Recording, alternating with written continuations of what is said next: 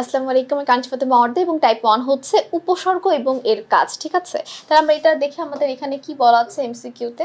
প্রথম যে প্রশ্নটা বলা আছে, উপসর্গ কি? ভাষার ব্যবহৃত সর্বনাম, ভাষায় ব্যবহৃত ক্রিয়াবাচক শব্দাংশ, ভাষায় ব্যবহৃত অব্যয়সূচক শব্দাংশ, নাকি ডিরেক্ট অব্যয়? এটা উত্তরটা কি হবে? অব্যয়সূচক শব্দাংশ। নিজস্ব কোনো অর্থবাচকতা না থাকলেও নতুন শব্দ সৃজনের ক্ষমতা আছে কোনটি?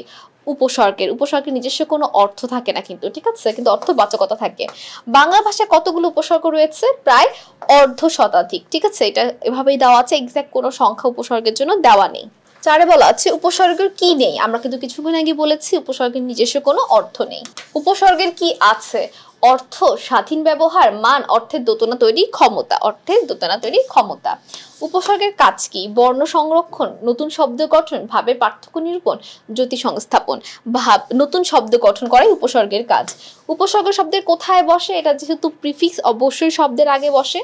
কোনটির অর্থবাচকতা নেই কিন্তু অর্থদ্যোতকতা আছে? উপসর্গের অর্থবাচকতা নেই কিন্তু অর্থদ্যোতকতা আছে। নিচের কোনটি শব্দের শুরুতে বসে? আমরা জানি বিভক্তি, অনুসর্গ, প্রত্যয় এগুলো শব্দের শেষে বসে, শুধুমাত্র উপসর্গ শব্দের শুরুতে বসে। উপসর্গ কয় প্রকার? উপসর্গ হচ্ছে 3 প্রকার।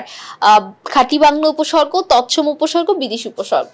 নিচের কোনটি উপসর্গ যোগে গঠিত হয়েছে? প্রবীণ, প্র যোগ বীণ, প্রবীণ। প্র একটা উপসর্গ, ঠিক আছে, শুরুতে যুক্ত হয়েছে। বাবু আনারও শেষে, ভিখারিরও শেষে, সেলাইয়েরও শেষে যুক্ত হয়েছে, ওগুলো প্রত্যয় যুক্ত হয়েছে। শুধুমাত্র প্রবীণটাতে সামনে যেহেতু যুক্ত হয়েছে, তার মানে প্রিফিক্স, আর বাকিগুলো তো সাফিক্স, তার মানে এগুলো প্রত্যয়। তো 11-র কয় সঠিক উত্তর। তো সকলকে অসংখ্য ধন্যবাদ আমাদের সাথে এতক্ষণ এই পর্বটি করার জন্য। পরবর্তী পর্ব করার আমন্ত্রণ রইল। আসসালামু আলাইকুম, আল্লাহ হাফেজ।